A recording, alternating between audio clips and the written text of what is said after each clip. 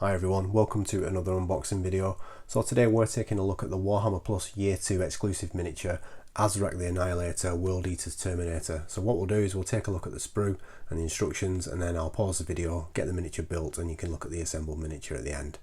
So you might recognise this, it's based off some old artwork by Mark Gibbons. It was on the cover of White Dwarf 182 and also the Citadel Miniatures catalogue 1994, and it was also on the cover of the Index Chaotica book, which was out a few years ago. If you can get your hands on this book, I would recommend you do that, especially if you're a fan of Chaos. Great book, and I think you can agree they've done a fantastic job of bringing this miniature to life based off the artwork. So hopefully there'll be more miniatures like this based off some old artwork. We did see the High Marshal Helbrecht based off artwork as well, so that's really good. So a couple of weeks ago, as Warhammer Plus Year 1 was coming to an end, they announced the Year 2 miniatures. One of them was this one, and there was also an Age of Sigmar Chaos Sorceress, Mibble or Darkfang. So those were the miniatures that you could choose if you subscribe or you resubscribe to Warhammer Plus. It's worth pointing out that if you pay annually when you subscribe or resubscribe, you can actually claim your miniature straight away, even though they said 28 days on the Warhammer community article. But if you pay monthly, unfortunately, you still got to wait for 12 months, I believe. But anyway, I'll leave a link in the description to a video where they announced those miniatures for Year 2, and also to the Warhammer community article where it tells you how you can claim your Year 2 mini. But without further ado, let's get this out of the box and take a look. So it comes on a single sprue. Got our instructions, and it comes with a 40mm base. So let's get the sprue out first. Instructions we'll take a look at in a moment. So as I said, the miniature comes on a single sprue, nicely spaced on the sprue, and if we look at the body, there's only 4 contact points, 2 of which are going to get covered up by the shoulder pads, so that's really good.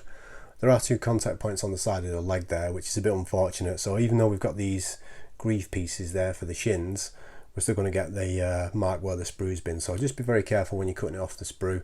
Make sure you don't leave any holes or gouge anything out with a knife, which I've been known to do in the past. So another one there just on the side of the fist, there's a sprue contact point, but some of them are quite build friendly where they're on the edges of trim, like the bottom of the shoulder pads there.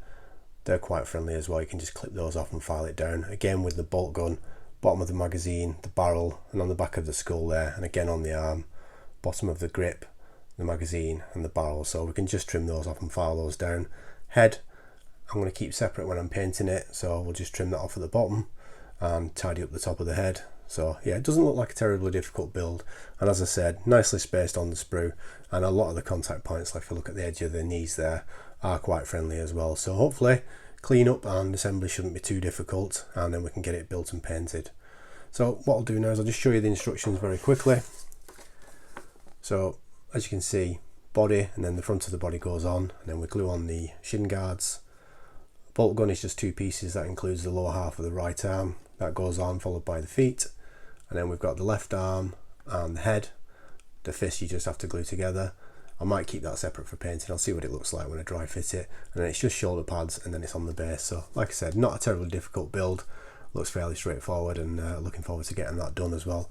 So what I'll do now is I'll pause the video, we'll get it clipped off the sprue and cleaned up, get it assembled, I'll blue tack the head on, and then we can have a look at the fully finished miniature. So I shall see you in a second. And here we are with Azrakh the Annihilator fully assembled, and I've got to say I'm really pleased how this has turned out. I think it's a fantastic looking miniature, and I think they've done a great job of bringing that old artwork to life.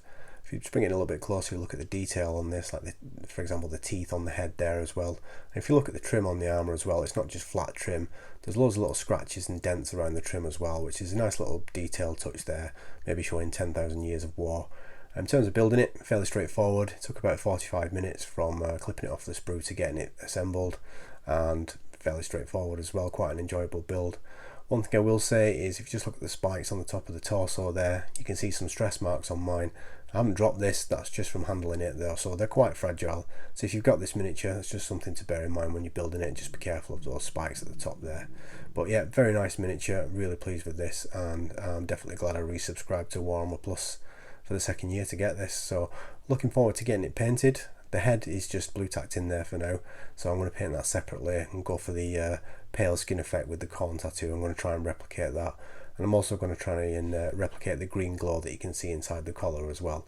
So that should be interesting trying to do that.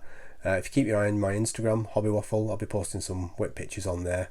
And there's also a whip picture on from last year's Warhammer Plus model as well, the Assassin Umbral 6. So yeah, keep your eyes peeled on my Instagram over the next few days, and hopefully we'll have some whip pictures on there. If you enjoyed this video, please let me know by giving it a thumbs up, and if you didn't enjoy it, just leave me a comment and let me know why. But leave me a comment anyway. I love reading the comments and chatting to you all. So yeah, if you've got anything to say about this miniature, please let me know in the comments. If you like my stuff, and only if you like it, please also consider subscribing.